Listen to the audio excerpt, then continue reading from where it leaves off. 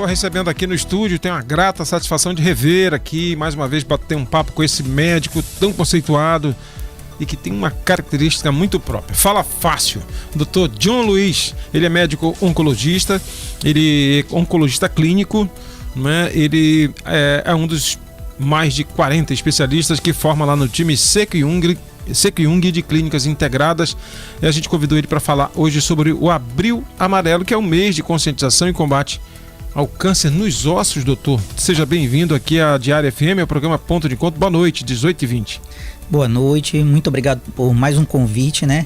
E a gente está falando agora sobre uma doença bem rara, que é o tumor ósseo. Tumor ósseo, que é o câncer no osso. Exatamente.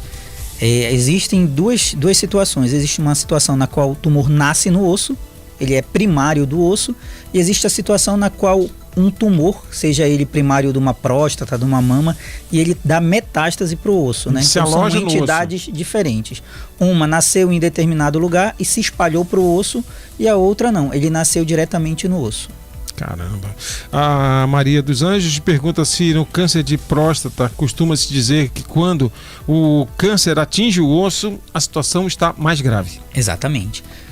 Quando a gente divide essas duas entidades, um tumor primário do osso, ele pode ter nascido no osso do braço e você ter um tratamento curativo. Enquanto que se você tiver uma metástase de um osso, de um tumor de próstata que deu uma metástase para o osso do braço, já é um tratamento que não é mais curativo. Esse metástase é quando ele se espalha, né? Se espalha. O tumor ele pega e está em crescimento, ele solta uma célula e essa célula ganha corrente sanguínea, os vasos linfáticos e se aloja em determinada área de predileção dele. Às vezes ele tem uma predileção pelo pulmão, pelos ossos, e assim ele consegue se espalhar. Aliás, essa fala sua lembra que tem muitas situações que às vezes, vamos lá, um fungo de uma unha que a pessoa não cuida já está há muito tempo. Aí se costuma dizer, olha, e se isso entrar na corrente sanguínea, isso vai se espalhando, né?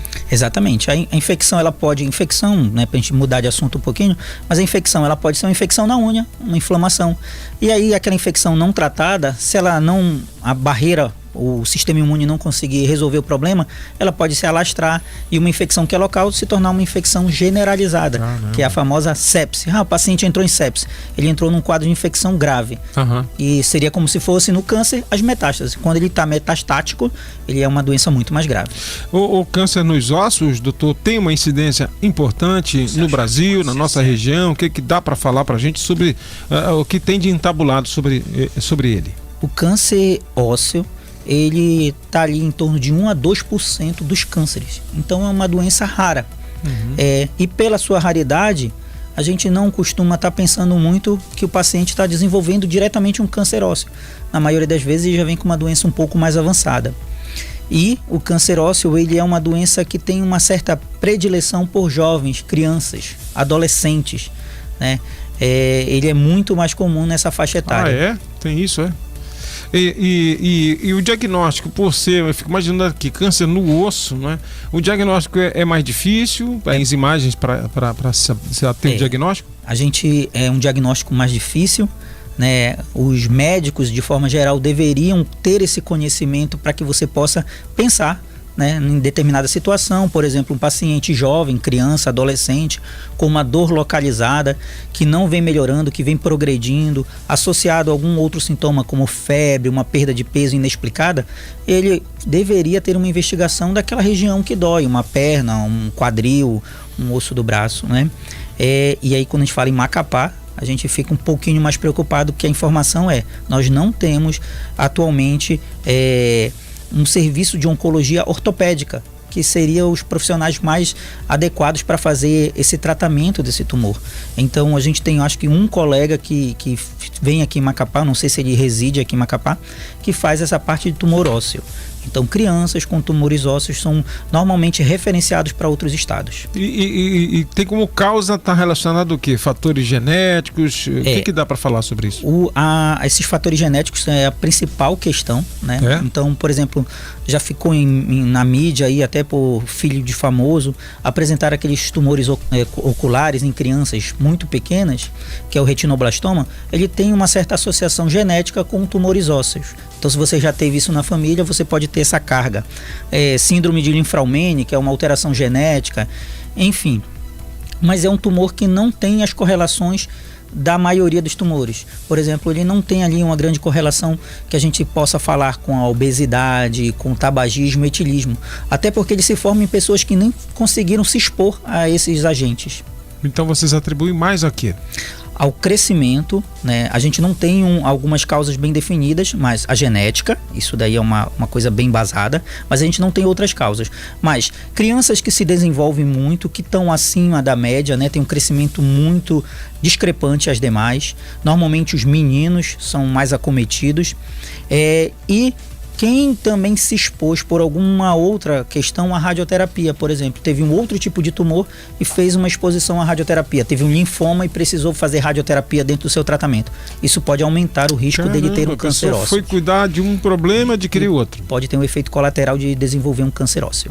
Para se evitar, está relacionado o que? A quantidade de vezes que se submete ao exame? Se submete à radiação. A radiação, ela é um tratamento eficaz, mas assim como ela destrói as células cancerígenas, aquela radiação pode causar um defeito em uma célula normal e desenvolver determinado tipo de câncer. Nossa, é um perrengue, né?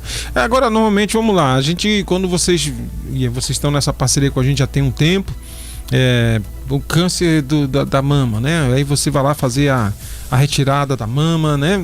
Dependendo do quanto de antecedência vocês conseguiram esse diagnóstico. O câncer que está instalado no osso, para remover tem que tirar o quê? O osso? Tirar o membro?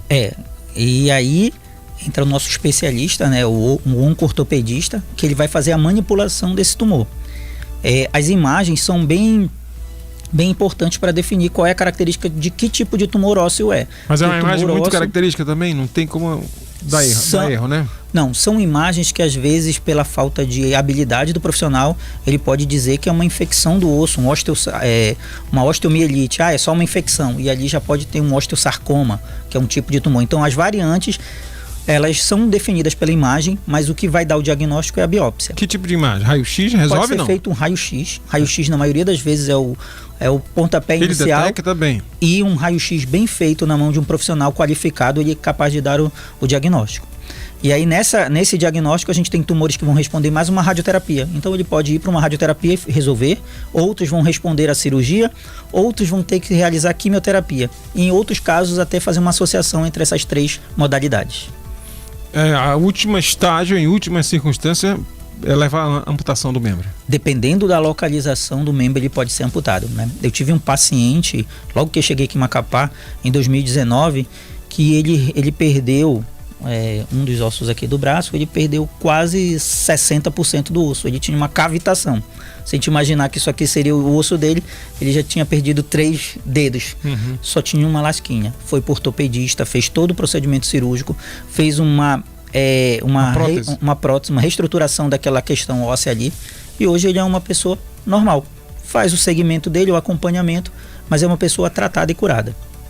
O senhor fez assim o gesto com a mão, ele faz algum esporte? Não, a princípio eu não sei se ele faz esporte, mas trabalho... Tem vida normal hoje. Vida normal, ele digita sem problema nenhum, e se você olhar pro braço dele, você tem uma cicatriz de uma cirurgia, mas você não sabe nem o que foi. Caramba. Muito bem, ela buscou que atende na Sequiung, também está no serviço público, não é, doutor? Sim, na Unacom. Na Unacom, né? São os serviços que a gente tem em oncologia no estado hoje. É o serviço privado, né, que são poucos serviços que trabalham, e o serviço público, que é único. A especialidade do câncer do osso, como é o nome do especialista? É um ortopedista especialista em oncologia. Um ortopedista especialista em oncologia. Não tem, né? Nem no CRM, não adianta procurar. Então, eu acho que tem um colega que vem ao estado fazer alguns atendimentos. Eu não tenho certeza se ele já reside no estado. Caramba. Então é isso. Que dia que... Estão perguntando aqui, qual é o dia que o senhor atende lá na Sequiung? A gente atende todos os dias praticamente, só não às quartas-feiras. O senhor vai para o Hospital do Amor também? Não. O Hospital do Amor, ele é um hospital de diagnóstico. Então lá a gente tem os mastologistas, ginecologistas que realizam um diagnóstico, né? Não tem ainda tratamento no atendimento deles. No atendimento deles. Mas o senhor lida bem com a rede social, né? Tô vendo que o senhor tem, assim que te avisou aqui que o senhor estaria com a gente, um card, uma legião de seguidores seus aí, tem até as meninas solidárias, né?